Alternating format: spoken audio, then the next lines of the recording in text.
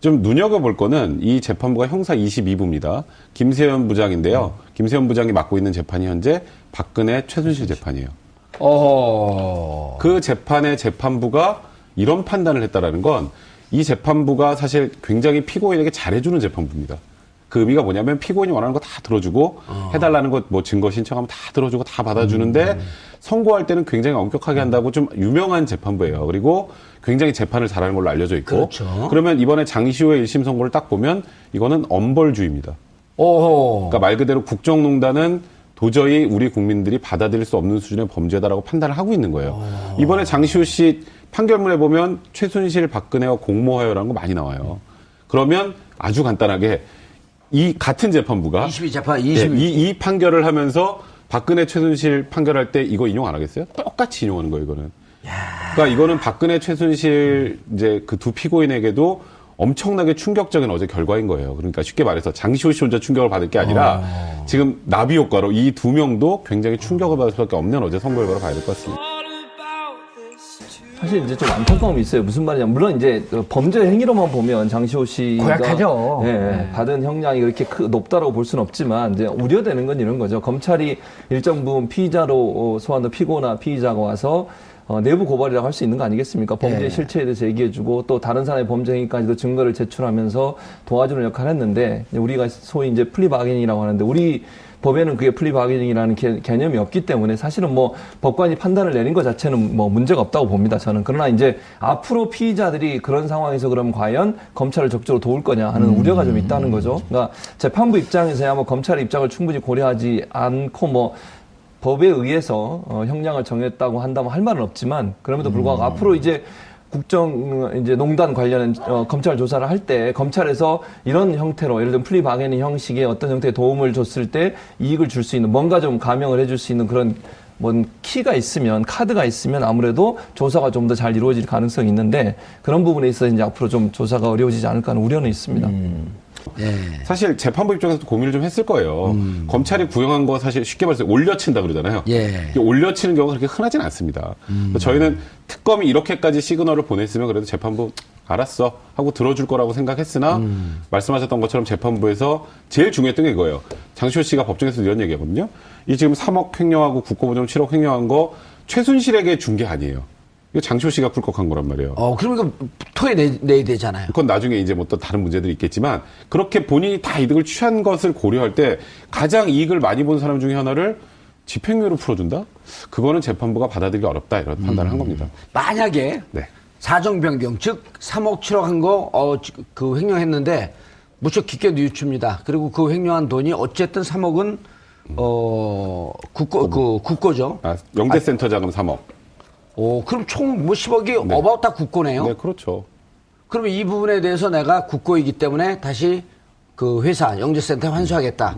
그리고 실질적으로 환수했다면? 그거는 수사기관에서 그랬다면 그게 고려가 되지만 이건 1심 선고가 나서 법정 구속이 된 거기 때문에 법정 구속됐는데 이거 갚는다고 해서 보석으로 풀어주진 않습니다. 2심에서 영향. 2심에서 그럼 영향이 있을 수 있죠. 당연히. 이제 그런 부분도 고려가 돼야 될 겁니다. 예측 1년 6개월 구형했을 때 예측 못 하셨잖아요. 다 대부분 집행유예로 예측을 그랬었죠. 1년 6개월 정도 되면 대부분 이제 구형하는 것보다 좀 낮게 판결을 내리지 않습니까? 그렇게 되면 보통 한 3분의 2나 반. 그렇죠. 그 정도 내기 때문에 다 집행유예로 나올 거라 생각을 했죠. 장시호 씨도 사실 근데 어제 뭐 이렇게 출두하는 모습을 보면 본인도 집에 돌아갈 걸 생각하고 아마 출두한 게 아닌가 하는 생각이 들 정도로 뭐 옷차림이나 이런 것들을 보면 그리고 또 본인이 그렇게 얘기했지 않습니까? 머리가 하얘졌다. 판결을 받는 순간 그만큼 충격을 받았다는 거 아니겠습니까? 애 데리러 가야 되는데. 그렇죠. 또 뭐 마지막 증언할 때도 진술할 때 그런 얘기 했잖아요. 자, 얘가 지금 기다리고 있어 데리러 가야 되는데 나를 좀 구속만은 면하게 해달라. 이 얘기는 결국 아이한테도 내가 데리러 가겠다고 약속해놓고 왔다는 거 아니겠어요? 그렇다고 하면 결국 장시호 씨는 법정 구속이 될 거라고 상상도 못하고 왔을 가능성이 높아요. 검찰도 아마 그 정도까지 생각을 안 했을 거고요. 왜냐면 장시호 씨가 워낙 많은 이제 도움을 줬기 때문에 뭐 그런 점에서 검찰 입장에서는 가능한 한 불구속 상태의 재판을 받을 수 있도록 하려고 하는 의도를 갖고 있었던 것이고 장시호 씨 입장에서도 검찰과의 어떤 그 교감이나 이런 걸로 봤을 때 본인이 설마 법정 구속이 될 거라고는 생각도 못했을 겁니다. 그래서 아마 그런 점에서 장시호 집사는 충격을 많이 받지 않았나 하는 생각이 듭니다. 보통은 이제 실형을 선고하면 거의 90% 이상은 1심에서 그 당시에 이제 자리에서 그 법정 구속을 하는데 아시겠지만 가끔 실형을 선고하면서도 법정 구속을 하지 않는 경우가 있어요. 그러니까 장시호 씨는 2년 6개월이 놀란 게 아니라 법정 구속이 훨씬 놀란 거죠. 그러니까 2년 6개월도 사실 집행유예가 붙을 수 있는 형이잖아요. 그렇죠. 3년 미만이니까. 그렇죠. 그러니까 항소심에서 또 어떻게든 뒤집을 수 있으니 여기서 법정 구속만 피하면 된다라고 생각을 했으나 재판부가 굉장히 단호했던 것 같고 좀 눈여겨볼 거는 이 재판부가 형사 22부입니다. 김세현 부장인데요. 김세현 부장이 맡고 있는 재판이 현재 박근혜 최순실 재판이에요. 그 재판의 재판부가 이런 판단을 했다라는 건 이 재판부가 사실 굉장히 피고인에게 잘해주는 재판부입니다. 그 의미가 뭐냐면 피고인이 원하는 거 다 들어주고 해달라는 것 뭐 증거 신청하면 다 들어주고 다 받아주는데 선고할 때는 굉장히 엄격하게 한다고 좀 유명한 재판부예요. 그리고 굉장히 재판을 잘하는 걸로 알려져 있고 그렇죠. 그러면 이번에 장시호의 1심 선고를 딱 보면 이거는 엄벌주의입니다. 그러니까 말 그대로 국정농단은 도저히 우리 국민들이 받아들일 수 없는 수준의 범죄다라고 판단을 하고 있는 거예요. 이번에 장시호 씨 판결문에 보면 최순실, 박근혜와 공모하여라는 거 많이 나와요. 그러면 아주 간단하게 이 같은 재판부가 22 재판, 이 판결을 하면서 박근혜, 최순실 판결할 때 이거 인용 안 하겠어요? 똑같이 인용하는 거예요, 이거는. 그러니까 이거는 박근혜, 최순실 이제 그 두 피고인에게도 엄청나게 충격적인 어제 결과인 거예요. 그러니까 쉽게 말해서 장시호 씨 혼자 충격을 받을 게 아니라 지금 나비 효과로 이 두 명도 굉장히 충격을 받을 수밖에 없는 어제 선고 결과로 봐야 될 것 같습니다. 아니 장시호 씨 부분에 대해서는 우리가 이제 온정주의로 가면 안 되지만 좀 안타깝긴 했었는데 박근혜 최순실 두 재판에 아주 그 엄벌주의적 영향을 미칠 것이다. 이렇게 하니까 조금 마음이 위안이 되네요. 그러니까 김세윤 부장판사가 김세연. 김세연? 헷갈리네요, 갑자기 이름이. 어쨌든, 끝자리는 알아봐 주시고요. 어쨌든, 그 김 판사님이 별명이 있대요. 별명 유치원 교사. 특이하지 않습니까? 근데 장시호 그 유치원 애들을 나가야 되는데. 백 변호사 아까 얘기했지만 유치원 교사라는 말은 뭐냐면 재판 진행 과정에서 너무너무 너그러운 거예요. 진행 과정에 있어서는 뭐 증거 채택해달라면 채택해주고 증인 채택해달라면 채택해주고 다 하는 거죠. 그러니까 충분히 피고인이 자기가 할 수 있는 모든 걸 할 수 있는 가능한 한 다 들어주는 거예요. 지금 보세요. 박근혜 전 대통령 재판이나 최순실 재판에서도 그들이 요구하는 거 거의 다 들어줬습니다. 증인 막 재판을 지연시키려고 증인 막 증가시키고 막 이랬을 때도 다 들어줬잖아요. 그런데 이분이 갖고 있는 특성이 뭐냐면 판결에서는 엄격하다는 거예요. 김세윤이네요. 김세윤 맞죠? 김세윤 예. 판사가 판결에서만은 아주 엄격하다고 소문이 나 있어요. 유치원 교사. 네, 그러니까 유치원 교사란 말은 이미지가 그만큼 유치원 교사는 아이들 말을 잘 들어주는 사람이잖아요. 그러나 아이들이 잘못하면 단호하게 처벌하는 거죠. 왜냐하면 여기서 잘못한 걸 용인하면 아이가 사회에 나갔을 때 그렇죠. 성인이 됐을 때 계속 똑같은 짓을 저지르니까. 그래서 김세윤 판사는 재판 과정에서는 정말 너그럽고 인자한 모습을 보이지만 마지막 판결에 있어서는 엄하게 법에 근거해서 판결을 하기 때문에 저도 백소민 변호사 말씀처럼 박근혜, 최순실 두 사람에 대해서 엄한 판결을 할 거라고 저는 생각을 합니다. 느닷없이 궁금한 게 생겼어요. 유치원 교사라고 하는 이 별명은 확인된 건가요? 기사에서 읽었는데요. 아, 기사에서 읽었어요? 그럼 맞죠. 그러니까. 물어보시니까 제가 직접 알아보려는 것처럼 그렇게. 아니, 누군가 주위에 있는 사람이 또 이게 긍정적인 의미고, 의미 있는, 그리고 재판을 잘한다는, 그리고, 주위 환경에 영향을 받지 않는 판사로도 저도 알고 있거든요. 맞습니다. 근데 유치원 교사를 월급 올려줘야 되는데. 그러니까 이게 아주 간단하게요. 박근혜 최순실의 재판을 진행하는 지금 우리나라 판사라면 당연히 법원에서 최고니까 하는 거예요. 에이스들이. 아니, 세기의 재판인데 이거를 그러면 재판할 때 평판 안 좋은 판사한테 맡깁니까? 그러니까 현재 우리나라에서 가장 재판을 잘한다라고 알려져 있는 분이 김세현 부장이고요. 말씀하셨던 것처럼 그 유치원 교사라는 별명이 붙은 이유가 뭐냐면, 그러니까 피고인이 납득할 만하게 판단한다는 거예요. 그러니까 말 그대로 방어권 행사하는 거 할 수 있게 다 들어주고, 그래 어떤 주장을 하는지 다 들어보고. 그러니까 하나도 말을 끊질 않아요. 김세현 부장은. 그래서 피고인들이 재판을 하고 나면 굉장히 좀 속이 시원하다 그래야 되나? 그런 얘기들을 많이 한대요. 자기 하고 싶은 얘기 다 했다. 그런데 거기에 이제 객관적인 증거나 이런 걸 종합해서 판단할 때만큼은 굉장히 온정주의에 휩싸이는 게 아니라 엄격하게 판단하는 걸로 유명합니다. 그러게 이제 피고인 입장에서도 내 얘기도 들어주지 않고 저렇게 판단했으면 억울할 텐데 얘기는 다 들어주고 그렇죠. 또 그 얘기한 것에 대해서 잘못된 부분은 잘못된 대로 다 논박을 하고. 그렇죠. 그러니까 판결 자체가 굉장히 좀 피고인 입장에서도 설득력 있는 판단을 많이 하는 거고요. 근데 참 아이러니한 건 이렇게 아까 유치원 교사라고 소문이 나 있는 재판부의 재판을 거부하고 있는 박근혜 전 대통령이 또 이렇게 생각해보니까 참 황당하네요. 무서워지는데요? 호러물 같아, 호러물. 아니, 근데 27분 이재용 재판부 누구였었죠, 그때? 그러니까 그 분 성함은 제가 잘 기억이 안 나요. 27분. 네, 그 분도 뭐 재판은 잘한 걸로 유명하시는 예. 분이에요. 그러니까 지금 현재 서울중앙에서 가장 소위 우리나라 부장 중에 형사부장 중에 에이스들만 현재 지금 이 재판에 지금 매달려 있는 거고요. 그러니까 지금 현재 그곳에서 나왔던 이재용 부회장 유죄 판단, 그리고 이번에 나온 장시호의 유죄 판단, 이 두 가지가 결합이 돼서 사실상 우리가 지금 뭐 유죄가 나올까 무죄가 나올까 뭐 최순실이나 박근혜 전 대통령에 대해서 그걸 문제 삼는 걱정하는 게 아니라 도대체 몇 년이나 나올까. 근데 이런 지금 현재 진행되는 과정을 보면 우리 예상보다 더 중하게 나올 수도 있다. 이런 느낌이 듭니다. 알겠습니다. 그런데 일각에서 네. 좀 저는 이게 좀 과도한 해석 같은데 검찰 구형보다 더 높게 나와서 특검에 모욕을 당했다. 뭐 정청래 전 의원이 그런 얘기를 하신 것 같은데. 그래요? 나 어디서 많이 이름을 본 사람인데 누군가. 많이 본 사람이죠. 많이 본 분이잖아요. 근데 이게 율사가 이랬으면 좀 실려가는데 또 여기서 그랬다니까. 사실 저는 플리바게닝을 도입하지 말자의 논의로 여기에서 진행을 하는 건 맞지만 이렇게 법원의 판단을 가지고 뭐 특검을 욕보였다라는 취지 정도. 그러니까 이게 가만 들어보면 결국 특검 수사를 법원이 요즘에 계속 방해하네? 이런 내용이잖아요. 사실 저도 정청래 의원이 어떤 의미로 이렇게 썼는지는 알겠습니다만 우리나라 법원의 판단을 일단 존중하고 신뢰하지 못하면 사회가 제대로 돌아갈 수가 없어요. 그러니까 최소한 법원의 판단에 관련해서는 존중한다. 하지만 이런 부분이 아쉽다 정도의 논평은 괜찮아도 이렇게 거의 그들의 뿌리는 이렇게 단단하다. 이게 마치 법원을 적폐로 보는 것 같은 그런 내용들이잖아요. 별로 중요하지 않아요. 최근에 근데 이제 여당 의원들 우리 중심으로 작가들이 이상해 저.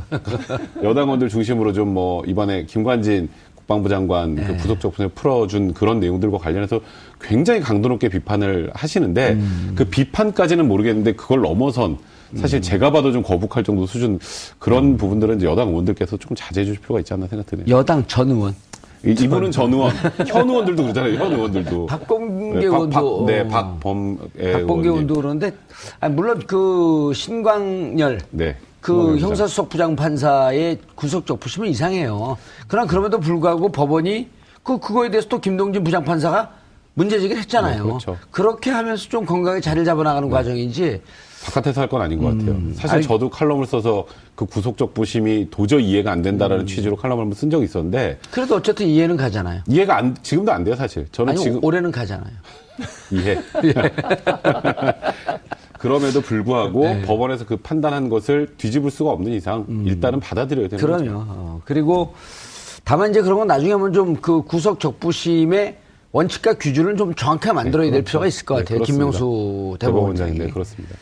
자, 그런데 이제 또 같은 혐의로 재판에 넘겨진 김종.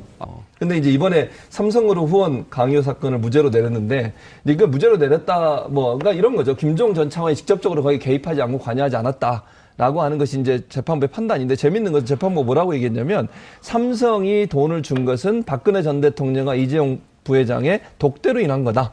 그럼 박근혜 전 대통령이 직접 압력을 가한 거 아니겠습니까? 김종을 그런 통해서 판결을 내렸어요? 네, 그렇게 나와 있어요. 그러니까 결국은 판결 자체는 물론 김종 전 차관에 대해서는 뭔가 혐의가 없다고 하는 것처럼 보여지지만 실제 재판부의 판단은 이거는 김종 전 차관이 끼어든 게 아니라 삼성 이재용과 박근혜 전 대통령 사이에 직접적인 면담을 통해서 지원이 이루어졌다라고 하니까 박근혜가 직접 박근혜 전 대통령이 직접 뇌물을 받은 게 되는 거 아니겠습니까? 이게 되게 중요한 게요. 큰 거네요. 지금까지 이것도 김수현 판사인가요? 네, 맞습니다. 그러니까 박근혜 전 대통령이 계속 지금까지 시종일관 주장했던 건 독대할 때 그런 얘기 한 적 없다였어요. 그죠? 아무 말도 안 했다. 근데 여기서 너무 구체적으로 거기는 김종 차관은 끼지도 못했고 박근혜 전 대통령이랑 이재용 부회장이 직접 독대하고 박근혜 전 대통령이 압박을 해서 그래서 삼성 돈이 이제 장소가 있는 스포츠 연재센터로 동계스포츠 정대센터로 온 거다. 그러니까 여기서 공모한 사람은 박근혜, 장시호다. 이렇게 나온 거예요. 이제 그렇다면 김종 차관이 야 김종 차관 뭐 3년 6개월 보는데 여긴 6개월 깎였어라고 생각하실 게 아니라 그냥 이 총지휘자가 박근혜 전 대통령이라고 김세현 부장은 보고 있구나. 이렇게 보시면 됩니다. 그러면서 그 내부에 있어서 장시호의 역할, 그다음에 김종의 역할을 좀 그렇죠. 그 경중을 좀 따진 네, 거고. 그렇습니다. 다만 이 총괄 지휘는 박근혜 전 대통령이라는 그리고 이거 박근혜와 동등한 수에서 같이 지휘한 최순실. 네, 이 구도를 보고 있는 것 같다. 그렇죠. 그러니까 이번 판결이 시사하는 게 그런 거예요. 그러니까 장시호 2년 6개월에서 뭐 법원이 잘못했다 이런 얘기 할 때가 아니라 지금 국정농단 관련해서 박근혜 전 대통령과 최순실의 혐의를 이 재판부가 지금 어떻게 보고 있구나. 그걸 알 수 있는 그런 굉장히 유력한 잣대가 됩니다.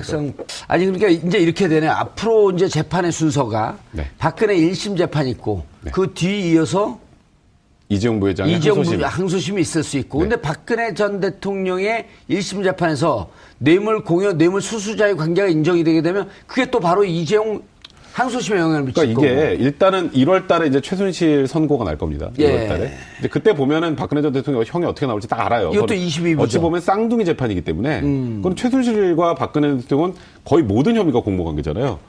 그죠? 그래서 최순실의 형 선고를 보면 박근혜 전 대통령도 요 정도 나오겠구나는 알 거고, 그리고 최순실에게 뇌물이 인정이 되는 순간 그건 박근혜 전 대통령도 당연히 인정이 되는 거고요. 그러니까 지금 일단 이재용 부회장 1심 판단, 그다음에 지금 이 형사 22부에서 나올 예정인 박근혜 전 대통령 최순실의 판단, 이 판단까지 있으면 이재용 부회장이 또 항소심도 굉장히 힘들어지겠죠.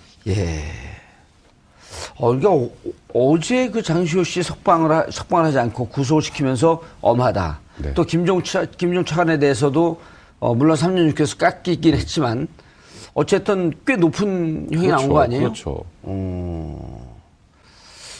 야, 이렇게 되면 박근혜 먼저 최순실 씨 재판이 있다니까 최순실, 박근혜 중형이 선고될 게 좀 그렇죠. 그럴 수밖에 없는 거죠. 왜냐하면 이번 재판의 이 판결문은 중형은 가운데 중자가 아니라 무거운 중자죠. 네. 그래서 판결문에 보면 장시호가 최순실, 박근혜와 공모했다는 게 나오지 않습니까? 결국은 박근혜의 도움으로 아까 말씀드린 삼성이 박근혜를 만나서 이재용 부회장이 박근혜 전 대통령을 만나서 거기서 압력을 받아가지고 돈을 지원했다고 돼 있고요. 최순실과 박근혜 전 대통령의 관계를 이용해서 돈을 삼성으로부터 받았다고도 돼 있어요. 그러니까 결국은 장시호 재판에서 나온 게 뭐냐면 김세윤 부장판사는 그렇게 판결을 내린 거죠. 장시호 혼자서 한 게 아니라 최순실, 박근혜와 공모 관계에서 이게 모든 게 이루어졌다라고 하면 나중에 그 두 사람의 재판에도 이 건이 당연히 활용되지 않겠습니까? 그러니까 이 죄가 같이 장시호 혼자한테만, 지금 장시호 재판이기 때문에 장시호 씨 혼자한테만 지금 뭐 형량이 나왔지만 최순실, 박근혜 전 대통령의 재판에서도 이 내용도 충분히 반영돼서 판결이 이루어질 것으로 생각합니다. 반영이 아니라 아마 복사해서 붙일 겁니다. 복사해서. 왜냐하면 같은 재판부기 때문에. 볼 거는 이 재판부가 형사 22부입니다. 김세현 부장인데요. 김세현 부장이 맡고 있는 재판이 현재 박근혜 최순실 재판이에요. 그 재판의 재판부가 이런 판단을 했다라는 건 이 재판부가 사실 굉장히 피고인에게 잘해주는 재판부입니다. 그 의미가 뭐냐면 피고인이 원하는 거 다 들어주고 해달라는 것 뭐 증거 신청하면 다 들어주고 다 받아주는데 선고할 때는 굉장히 엄격하게 한다고 좀 유명한 재판부예요. 그리고 굉장히 재판을 잘하는 걸로 알려져 있고. 그렇죠. 그러면 이번에 장시호의 1심 선고를 딱 보면 이거는 엄벌주의입니다. 그러니까 말 그대로 국정농단은 도저히 우리 국민들이 받아들일 수 없는 수준의 범죄다라고 판단을 하고 있는 거예요. 이번에 장시호 씨 판결문에 보면 최순실, 박근혜와 공모하여라는 거 많이 나와요. 그러면 아주 간단하게 이 같은 재판부가 22 재판, 이 판결을 하면서 박근혜 최순실 판결할 때 이거 인용 안 하겠어요? 똑같이 인용하는 거예요, 이거는. 그러니까 이거는 박근혜 최순실 이제 그 두 피고인에게도 엄청나게 충격적인 어제 결과인 거예요. 그러니까 쉽게 말해서 장시호 씨 혼자 충격을 받을 게 아니라 지금 나비 효과로 이 두 명도 굉장히 충격을 받을 수밖에 없는 어제 선고 결과로 봐야 될 것 같습니다. 아니 장시호 씨 부분에 대해서는 우리가 이제 온정주의로 가면 안 되지만 좀 안타깝긴 했었는데 박근혜 최순실 두 재판에 아주 그 엄벌주의적 게 아니에요. 이거 장시호 씨가 꿀꺽한 거란 말이에요. 그러니까 토해내야 되잖아요. 그건 나중에 이제 뭐 또 다른 문제들이 있겠지만 그렇게 본인이 다 이득을 취한 것을 고려할 때 가장 이익을 많이 본 사람 중에 하나를 집행유예로 풀어준다? 그거는 재판부가 받아들이기 어렵다 이런 판단을 한 겁니다. 만약에 사정 변경 즉 3억 7억 한 거 그 횡령했는데 무척 깊게 뉘우칩니다. 그리고 그 횡령한 돈이 어쨌든 3억은 국고죠. 영재센터 자금 3억. 그럼 총 뭐 10억이 어바웃 다 국고네요. 네, 그렇죠. 그러면 이 부분에 대해서 내가 국고이기 때문에 다시 그 회사 영재센터에 환수하겠다. 그리고 실질적으로 환수했다면? 그거는 수사기관에서 그랬다면 그게 고려가 되지만 이건 1심 선고가 나서 법정 구속이 된 거기 때문에 법정 구속됐는데 이거 갚는다고 해서 보석으로 풀어주진 않습니다. 20에서 영향. 2심에서 그럼 영향이 있을 수 있죠. 당연히. 이제 그런 부분도 고려가 돼야 될 겁니다. 예. 예측, 1년 6개월 구형했을 때 예측 못 하셨잖아요. 다 대부분 집행유예로 예측을 그랬었죠. 1년 6개월 정도 되면 대부분 이제 구형하는 것보다 좀 낮게 판결을 내리지 않습니까? 그렇게 되면 보통 한 3분의 2나 반. 그렇죠. 예. 그 정도 내기 때문에 다 집행유예가 나올 거라 생각을 했죠. 장시호 씨도 사실 근데 어제 뭐 이렇게 출두하는 모습을 보면 본인도 집에 돌아갈 걸 생각하고 아마 출두한 게 아닌가 하는 생각이 들 정도로 뭐 옷차림이나 이런 것들을 보면 그리고 또 본인이 그렇게 얘기했지 않습니까? 머리가 하얘졌다. 판결을 받는 순간 그만큼 충격을 받았다는 거 아니겠습니까? 애 데리러 가야 되는데. 그렇죠. 또 뭐 마지막 증언할 때도 진술할 때 그런 얘기 했잖아요. 자, 얘가 지금 기다리고 있어 데리러 가야 되는데 나를 좀 구속만은 면하게 해달라. 이 얘기는 결국 아이한테도 내가 데리러 가겠다고 약속해놓고 왔다는 거 아니겠어요? 아휴, 그렇다고 하면 결국 짜네요. 장시호 씨는 법정 구속이 될 거라고 상상도 못하고 왔을 가능성이 높아요. 검찰도 아마 그 정도까지 생각을 안 했을 거고요. 왜냐면 장시호 씨가 워낙 많은 이제 도움을 줬기 때문에 뭐 그런 점에서 검찰 입장에서는 가능한 한 불구속 상태의 재판을 받을 수 있도록 하려고 하는 의도를 갖고 있었던 것이고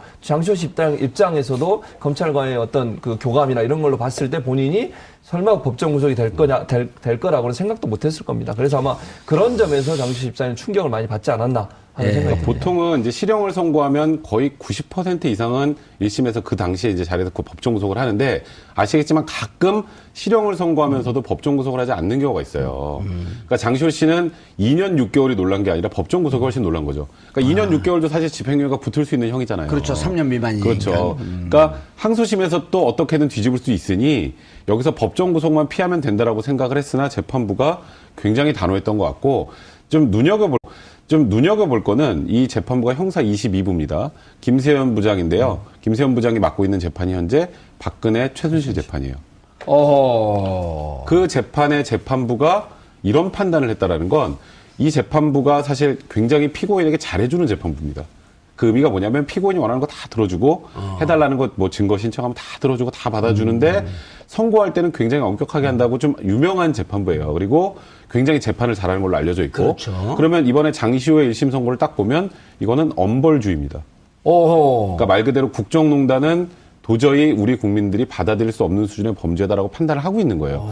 이번에 장시호 씨 판결문에 보면 최순실 박근혜와 공모하여라는 거 많이 나와요. 그러면 아주 간단하게 이 같은 재판부가 22 재판, 이 판결을 하면서 박근혜 최순실 판결할 때 이거 인용 안 하겠어요? 똑같이 인용하는 거예요, 이거는. 그러니까 이거는 박근혜 최순실 이제 그 두 피고인에게도 엄청나게 충격적인 어제 결과인 거예요. 그러니까 쉽게 말해서 장시호 씨 혼자 충격을 받을 게 아니라 지금 나비 효과로 이 두 명도 굉장히 충격을 받을 수밖에 없는 어제 선거 결과로 봐야 될 것 같습니다. 사실 이제 좀 안타까움이 있어요. 무슨 말이냐면 물론 이제 범죄 행위로만 보면 장시호 씨가 고약하죠.